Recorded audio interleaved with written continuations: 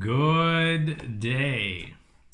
Today I want to speak about the second of our parish priorities that stem from the Faith and Food Supper series on the joy of the gospel. This is a pastoral vision for St. Joseph the Worker based on the joy of the gospel. And last week I talked about inclusive community. Well, today, that's our first priority. Today I want to speak, that is the first priority that flows from preaching the gospel. Today I want to speak about faith formation. And what does that word faith formation mean within the context of St. Joseph the Worker? Because it's a big word and it encompasses a lot of things. It encompasses a lot of us, all of us. And St. Joseph the Worker really has a long history of taking faith formation to a level that many other parishes do not. Many other parishes, not only locally, but around the world. And so faith formation at St. Joseph the Worker, I say, is a value to us. It's a priority to us. More importantly, it's something we take very seriously, always have, and this is nothing new. But as we move forward, of course, reflecting on where we're being called today to proclaim the gospel, we renew our commitment to that at all levels, I would like to add. So first of all, what does that mean? Well, it means that we do care for the whole person, no matter where they are on the journey of faith. Faith formation in the context of a parish does not mean we are a university. We must understand that we are a parish. We must understand that we are not a school, even though we have a school.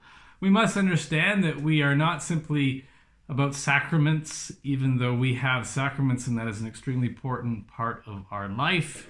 And I'd say an extremely important part of our life, and I'm going to even speak about that today. But the vision for faith formation at St. Joseph the Worker is broad. So I mentioned just the fact that it's about meeting people where they are. Now, before I kind of get into that, there's a few phrases from our original parish mission statement that caught my eye. Now, some of these phrases may sound a bit dated because they were written at a time when the meaning of those phrases was perhaps very clear to everyone. And given the way we've moved forward in the church and gone deeper in exploring these issues, they don't ring with the same sort of vibrancy as they once did, but nonetheless remain true. For example, setting a good example. Fostering Christian values by setting a good example. Of course we want to set a good example. That's something we do as Christians. But the whole question would be why? Why do we want to set a good example? And what is it that we are leading people to? And I would say that's the key question right there. Promote Christian education is a phrase that's in our original mission statement. Well, we have a school, and I know historically there was a time when we didn't have a school, and so that phrase perhaps meant something at a time when we really had to assert the fact that we did care about Christian education. And we do care about Christian education. We care about Christian education that is appropriate to each and every human being. A level of education, a style of education that is receptible to everyone. And of course, that means a diversity of ways to educate. But we do believe very much in the academic means to learn, so long as we believe and we understand that we are a parish. We're not a school, even though we have a school. To share. Now, that's the last phrase from that mission statement that I want to bring up, but it also is followed by, all of these things are followed by for the good of all. And I think that's a key piece of information because It is tied in with our respect for diversity and the diversity of places from which our people come. We need to have a faith formation that is broad and inclusive and can meet everyone where they are on this journey. But where are we leading them to? Now, this is where we have arrived at today, of course, with the vision of Pope Francis and this strong emphasis on the place of a personal encounter with Jesus. There isn't anyone, he says, for whom that personal encounter is not meant for. Everyone is called to a personal encounter with Jesus. And we, as people of faith, are called to support that encounter. Because ultimately, what everyone is called to, Pope Francis suggests, is friendship with Jesus. So how do we lead others?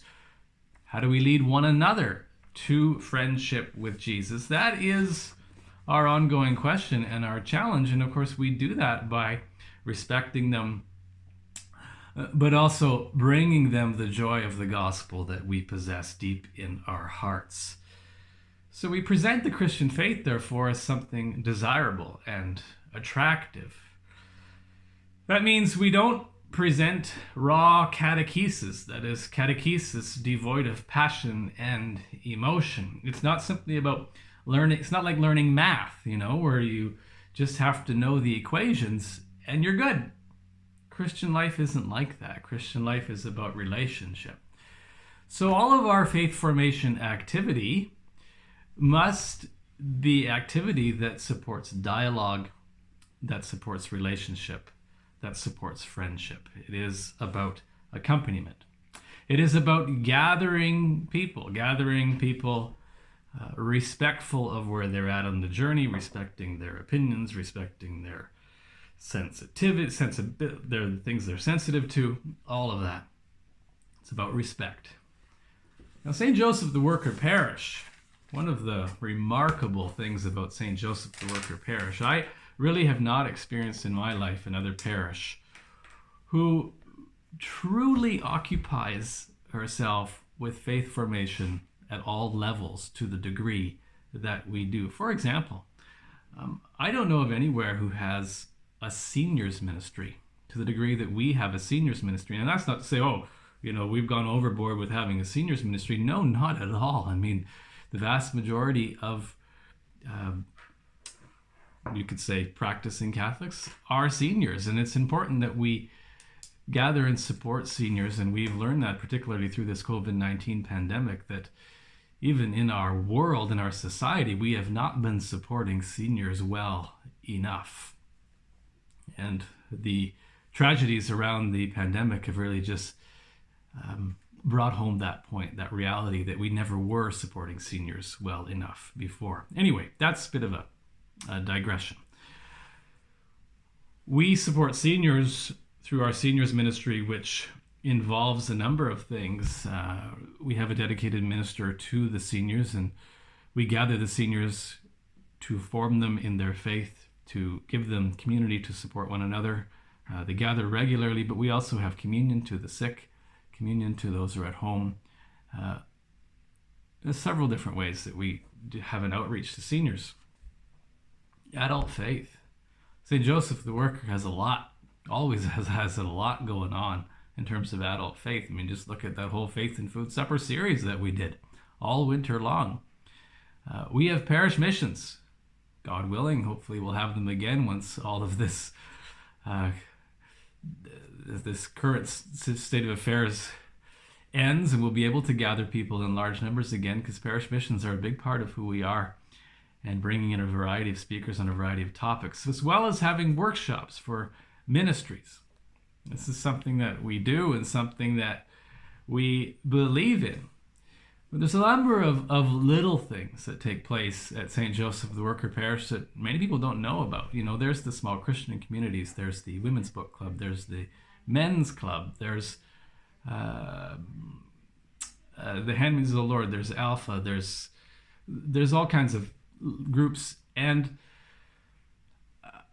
I would say all of it, though it's very diverse, as we are a diverse people, it reaches out to people where they are that. Now, I hope that through this process, our adult faith formation can become more succinct and we can actually get better at working together at it. But at the same time, it's something we believe in. And we believe in it in the same way that we believe in it in terms of other things. It's not about catechesis. It is about gathering people.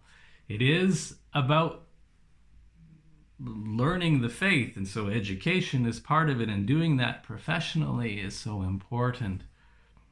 But we are leading ultimately to friendship with Jesus. And so hopefully that's something that we present as attractive. Young adult ministry. Young adult ministry is a huge want in the church university. There is a need for young adult ministry.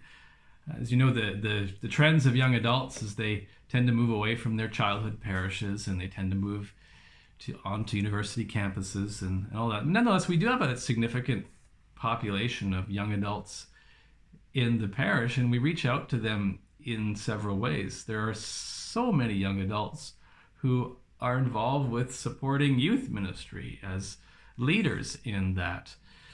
We have events like The Well, we have speaking series, things that for the most part young adults are aware of and perhaps other folks are not aware of because they're not involved with those things. But young adult ministry is something that we definitely could better, in the sense that we all know that young adults are an important segment of our parish population that tend to get lost in the shuffle. You know, we focus on the youth, we focus on the seniors, and the young people really who are trying to find their place in this world really do need support and attention. And it brings me to that whole point about Pope Francis's synod on young people. It wasn't just youth in terms of teenagers, it was young adults who were very much in focus there. And so we know as church, university and locally, that young adult ministry is a priority. So is teen ministry, that is youth ministry. And St. Joseph the Worker has one of the most active youth ministry programs in the whole archdiocese. And we keep hearing, oh, teens aren't interested in the faith. Well, that's not the evidence that we have here at St. Joseph the Worker.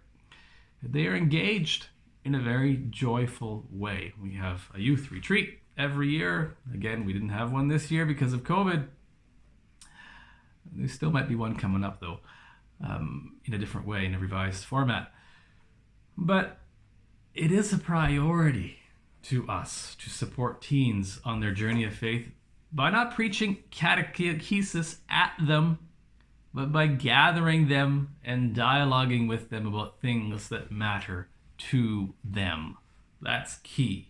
We have preteen ministry, which is very similar to youth ministry, but modified to their age group. And for children, the liturgy of the word with children, where they get dismissed at Mass. And lest we forget our school and our prep programs, within which not only is the faith encouraged and taught and modeled consistently, but sacraments are put in focus, and the sacraments are, the kids are prepared for, they're prepared for sacraments both in the school and in our prep programs. Very important to us. You know, if I were to say something negative, and I know there's a lot of folks will just find this very sad, that our numbers in prep aren't what they were 20 years ago, but we still have quite a few. And it is wonderful to see the parents who are keen to have their children raised in the faith and educated in the faith, And we need to do what we can to support both those children and their parents. This is a priority for the church. It's particularly a priority for St. Joseph the Worker parish. And so St. Joseph the Worker is a place where we form people in the faith by integrating their whole person into the church. This is not a place where sacraments are bought and sold. This is not a place where sacraments are simply given away, like, you give something away on the street corner or you give out flyers. No, we invite into an encounter with Jesus, and particularly into a friendship with Jesus. And that means inviting people into a relationship with a community where they are called to get involved. I've spoken already about the fact that you give them a job.